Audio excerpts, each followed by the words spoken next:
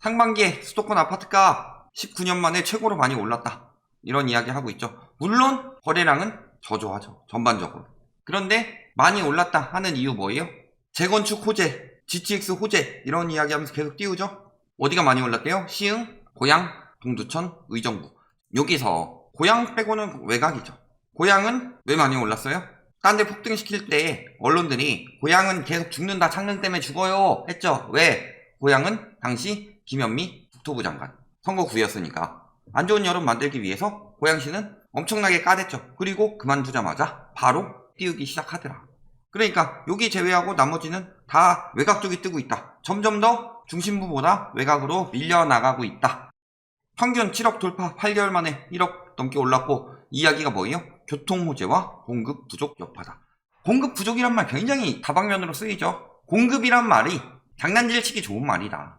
분양이 적든가 입주가 적든가. 그래서 서울 같은 경우는 입주가 많을 때는 분양 적은 걸로 공급 부족, 분양이 많을 때는 입주가 적은 걸로 공급 부족 이야기를 하고 있다. 그리고 지금도 맨날 매물 부족이래요. 3월에 이렇게 들어왔다가 조금 떨어졌는데 아직도 매물 부족이다 이야기하고, 거기에 뭐 GTX는 무조건 오르고요. GTX 들어온다고 해서 뭐 5억짜리가 15억 막 이렇게까지 호가를 부르고 있으니 말이 되는 소리냐. 물량 감소 우려, 교통망 호재 이런 이야기 해가지고 팔고 빠질 수 있도록 도와주고 있다. 이런 상황이죠. 자, 항상 문제는 공급이 아니었습니다. 처음에 공급 부족, 입주 자료 갖다 대니까 몇 년 후 공급 부족, 이런 여론 만들죠. 그래서 뭐 나왔어요? 3기 신도시, 그 다음에 이사대책 이런 것들 나오면서 23년부터는 공급이 많아진다, 이런 얘기가 나오기 시작하니까 이제 뭐라 그래요?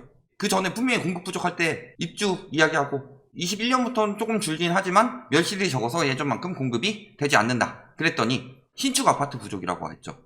그리고 몇 년은 공급 부족, 이거 3기 신도시 이사대책 나오고. 근데 신축 아파트도 안 부족해요. 최근 몇 년간 신축 아파트 엄청나게 많이 들어왔다, 이런 자료 갖고 오니까 이제 뭐라 그래요?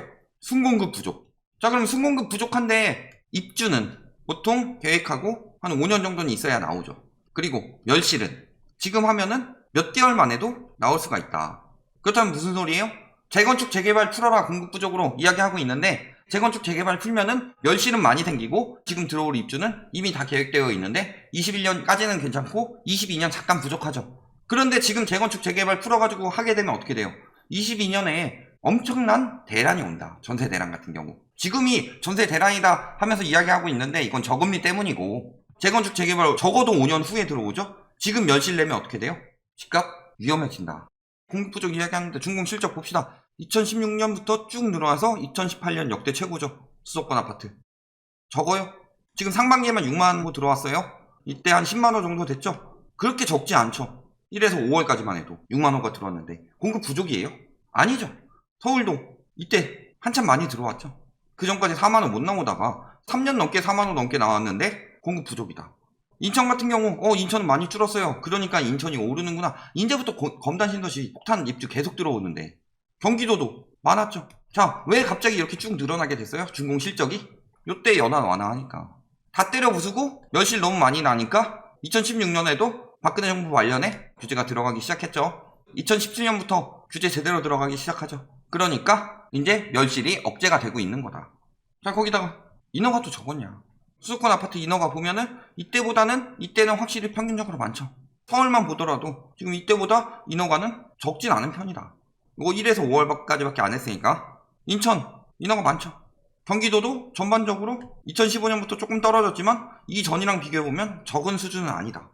맨날 GTX 이야기하고 있어요. GTX 올라탄 수도권 집값 9년 내 최고 상승. 김포는 GTX D노선 가지고 망한다고 이야기하더니 검단은 막 오른다고 이야기하고 있죠. A노선, B노선, C노선 다 이렇게 쳐 올리고 있는데 다른 데는 둘째치고 고양이 A노선으로 이렇게 오를 만한 지역이에요? 뭐 서울에서 엄청 멀었어요? 뭐 남양주도 저 끝자락이나 영향받는 거고, 의정부 같은 경우야 너무 북부에 붙어있으니까 그렇다 치지만 1년 새 올랐대요. 근데 요런 지역들은 지금 외곽이라 오르는 거고, 고양 같은 경우는 작년에 워낙 억눌러놨죠. 더 올라가야 된다가 아니에요. 작년에 거품이 상대적으로 덜 끼게 만들었죠. 그리고 이제 와서 이야기할 거 없으니까 GTX 때문에 오른다. 그러면 지금 KTX 들어온 데는 몇 배씩 뛰어야 되겠네요. 말도 안 되는 이야기들로 띄우려고만 하고 있다. GTX 타고 출퇴근을 하느냐. 얼마나 많은 사람이. 가격도 비싸고. 그렇다고 GTX 라인 따라가지고 자 비싸서 밀려갔는데 거기를 띄워버리면은 거기까지 갈 이유가 뭐가 있어요? 차라리 서울 살지. 초등학생도 아는 GTX 바람 뭐 바꾸고 걸고 떼고 막. 그리고 GTX는 솔직히 말해서 정차역 적어서 빨리 가게 만들어야 되는데 인천 급행 자 동인천역까지 막 띄엄띄엄 가죠. 이거를 요구 들어준다고 역마다 다 서버리면 이게 급행에 효과가 있어요? 빨리 가요? 가뜩이나 GTX는 환승도 힘들게 밑에다 박아놓는데 엄청나게 지하에다가. 왜냐면 빨리 달려야 되니까. 조금만 파서 박으면 땅 울림이 있을 수도 있고 소음이 생길 수도 있고 라인에 사는 사람들이 불편해지게 되죠. 그래서 땅을 깊게 파야 된다. 그러면은 올라갔다 내려갔다 하는 시간이 많이 걸린다는 거죠. 근데 무슨 GTX는 무적인 것처럼. 뭐 그리고 지금 도구나 카우나 다 연장해달라 그래요. 지금 보면은 다 요거 집값 띄우려고 이 짓거리 하고 있는 거죠 다. 비용은 어디서 돼? 본인들이 세금 더 낼 거예요? 저거 하면 집값 몇 억씩 뛰니까 1년에 몇 천만 원씩 세금 더 내든가 그럼. 돈은 어디서 나오라고. 가뜩이나 지금 코로나로 인해서 국가 부채가 굉장히 늘어난 상황에서. 위험 사례도 많죠. 도심 지역에 깊숙이 지하를 통과하는 터널을 뚫어야 하는데 내 집 밑으로 터널이 지나가는 것을 불안해하는 주민이 많다. 지하 42m 터널 지나가는데 누구도 책임지지 않는 무책임하고 무능한 행정이다. 이런 이야기 나오고 있는데 전화 걸면은 포땡코 거기한테 해라 하면은 국토부로 가라. 계속 이렇게 아무도 책임져주지 않고 다른 지역 사람들 뭐 불편하고 뭐고 김포 집값을 올리기 위해서 GTX D를 강남까지 연결해야 돼서 또 그 노선 만들려면 돈도 많이 들고 터널도 새로 뚫고 서울에 있는 사람들 불안하게 살아야 되고 이기주의적인 거 아니에요? 이제 막 6억 이하 매수세 막 몰린다 계속 이렇게 이야기하고 있죠. 전세가 뛰니까 집 사라 자꾸 얘기하고 있어요. 전세가 평생 오를 거다. 너 사는 동안에 네 월급보다 전세가가 더 빨리 오를 거니까 집 사세요. 이런 여론을 만들어서 급하게 사는 사람들도 물론 있죠. 요즘은 많이 줄었어요. 왜? 사고 싶은 마음이 들더라도 돈이 없으니까. 근데 보면 뭐예요? 6억 이하 퉁쳐서 이야기하지 말고 대부분 다 뭐다? 1억 미만 갭투기. 1억 미만 갭투기 왜 떠요? 취득세, 양도세 중과 둘 다 중과되지 않는다. 즉 보유세 높이 대 거래세를 낮추면은 매물이 많이 나오면서 집값이 떨어질 것이다 라고 말하는 인간들아, 요거 봐라. 투기 수요들 몰린 거 띄우려고 지금 안달이 나 있는 상황이다. 집값 계속 오른다고 하고 정책 실패라고 말하고 계속 그렇게 말하는 전문가들 말하는 정책들이 다 이런 거예요. 취득세 양도세 중과 안 되는 1억 미만 갭투기는 투기가 들어가고 있다. 투기 수요를 억제하기 위해서는 취득세 양도세 강화가 필수다 라는 것들을 증명해주고 있는데도 완화해야 집값 떨어진다고 우기는 사람들 뭘 보고 얘기를 하는 거냐. 자료 하나 안 들고 와서 다 나오고 있는 거죠. 저런 여론에 넘어가서 무리하게 갭투기 들어갔다가 어떻게 된 거예요 지금? 특히 외곽 지역 많이 위험하다고 여러 번 말씀드렸어요. 수도권 할 때. 왜? 실수요가 없으니까. 지금 전세가 쌓이고 있어요. 올해 1월 기준이면은 전세 매물 맨날 부족하던 그런 시기죠. 시군구별로 보면 집값 많이 오른다는 데들 다 쌓이고 있죠. 경기 수원 이런데 지금 전세가 몇 배로 늘어났다. 지금 매물이 맨날 공급 부족이고 맨날 전세 매물 부족이다 하는데 이런 것들 지금 다 눈에 나오고 있는데, 그러니까 뭘 가지고 얘기해요? 딱 유리해진 한 달 전 요거 매매 매물, 그 다음에 1년 전 이때는 허위 매물 단속하기 전이니까. 그래서 사람들을 왜곡시키고 있다. 자, 깡통 전세 나왔어요. 전세가가 매매가보다 높대요. 이거 어떻게 된 거예요? 자, 집값이 10억인데 전세가 10억 5천에 들어오세요 라고 하면 누가 들어가요? 깡통 전세인데. 무슨 소리예요? 집값이 더 높았는데 떨어졌다. 그렇지 않고는 깡통 전세가 나올 수가 없다는 거죠. 아니면은 전세 자체가 비정상적인 계약이 된다. 예를 들어 자금 출처 계획서를 피하기 위한 주인 전세, 부모 전세, 특수관계인 간 거래. 그리고 저런 식으로 하다가 보면은 3억 이하 계약에서 발생하죠. 3억 이하에서 엄청나게 많이 발생하는 이유가 뭐예요? 양도세 중과가 없으니까 투기 수요들이 무리하게 샀어요. 여러 번 말씀드렸죠? 갭투기의 특징, 소액으로 들어갈 수 있다.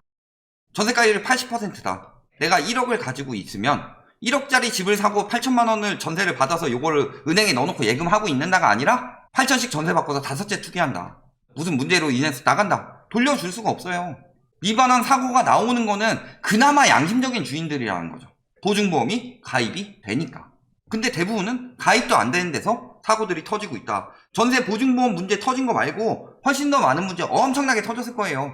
임대차법 때문에 전세가 뜬다 해가지고 금리가 오르고 있는 와중에도 무리하게 전세가 높였죠. 다음 세입자 안 들어오죠. 나가야 되는데 집주인이 돈을 안 돌려주죠. 근데 신용이 없으니까 보증보험도 가입이 안 됐다. 이런 것들 엄청나게 많다. 그러니까 지금 전세 매물을 내놨는데 가격은 안 떨구니까 사람들이 안 들어오는 거고. 그런데 무슨 전세가가 뭐 폭등하고 그러려니 하고 이해해주고 그 가격 내고 들어가는 사람들 때문에 그렇게 보이는 거지. 전반적으로 전세 거래가 줄었죠. 매물은 많이 쌓였다. 답은 다 나오는 건데. 평균 10억인데 무주택자 대출 풀어준다고 해도 글쎄라고 하죠. 왜? 대출 풀어줘도 뭐예요? 일단 DSR 걸리죠. 그리고 두 번째는 집값이 너무 올랐다. 지금 LTV 풀어주고 미국처럼 가고 있는 거죠. 미국에서는 LTV 높다. 대신에 DSR이 강력하다.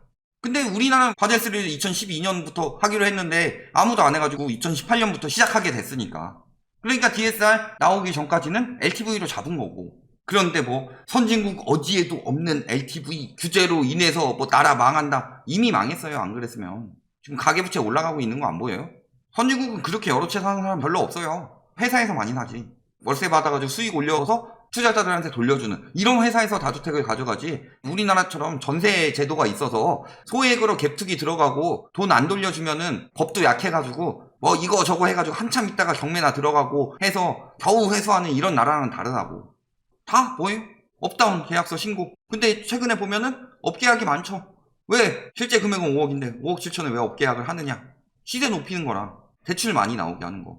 업계약 하면은 양도세 많이 내야 되죠? 파는 사람은? 그런데 왜 업계약을 왜 할까요?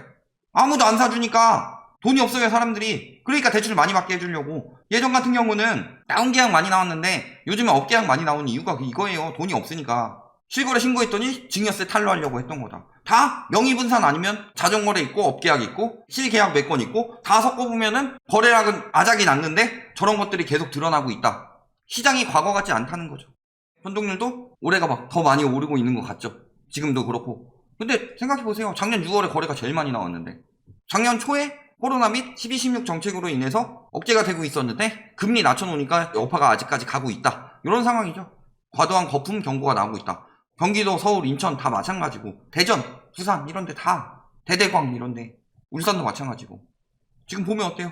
수급 동향, 맨날 전세 매수자가 더 많아서 전세가 계속 올라요 하는데 수급 동향 급격히 떨어지고 있고, 매매는 역시 마찬가지로 급격히 떨어지고 있다. 근데 떨어지고 있을 때는 100 넘었어요, 100 넘었어요, 100 넘었어요, 100 넘었어요. 매도자 우위입니다. 매수자 우위일 때도 상승한다, 이제부터 집값 폭등한다. 자, 거기다가 사전청약 들어오기 시작하면 어디가 영향을 많이 받느냐? 예를 들어서 5구가 3.5억에 나오는데 일반 청약을 여기다가 막 한 4억 막 이렇게 해버리면 여기를 누가 들어가냐? 여기는 사전청약 해놓고 집값 떨어지면 취소해도 가능한데 여기는 메리트라면 입주가 빠르다는 거. 요거 말고는 없죠. 근데 집값 진짜 확 내리려면은 요거부터 확실하게 했었어야 되는데 얘네 너무 비싸다. 요게 조금 문제라는 거죠. 그리고 뭐 공공재개발 후보지도 계속 나오고 있습니다. 공급 부족이에요? 또 나오고 있어요. 뭐 맨날 2사 대책 추진 똑바로 안 되네, 8사 대책 추진 똑바로 안 되네, 이딴 이야기 하기 전에 이런 것들 계속 나오고 있는데 맨날 추진 안 되네, 추진 안 되네. 그래서 집값 오른다. 이런 이야기만 하고 있고. 결론 뭐예요? 공급 부족 아니죠. 매매 전세 수요가 넘친다 아니죠. GTX 서울보다 더 오르는 게 말이 되냐. 자, 근데 이런 걸로 호가만 엄청나게 올려놓고 막상 거래는 예전 같지 않더라. 이 상황에서 악재가 하나라도 터지게 된다면, 지금 이미 실수요들은 끝났고 거의 못 사는 상황이고 버티다 못 버티게 되면은 가격은 떨어지게 되는 거예요. 근데 문제는 뭐예요? 거품이 많으면 많을수록 나중에 그 여파도 크다는 거. 수도권 아파트를 적당히 올렸으면 적당히 폭락하고 말 건데 엄청나게 올려놨기 때문에 지금 터지기 일보 직전이죠. 터지면 뭐가 되는 거예요? 적당히 폭락이 아니라 대폭락한다. 많이 뜬 데부터. 꼭 명심하시기 바랍니다.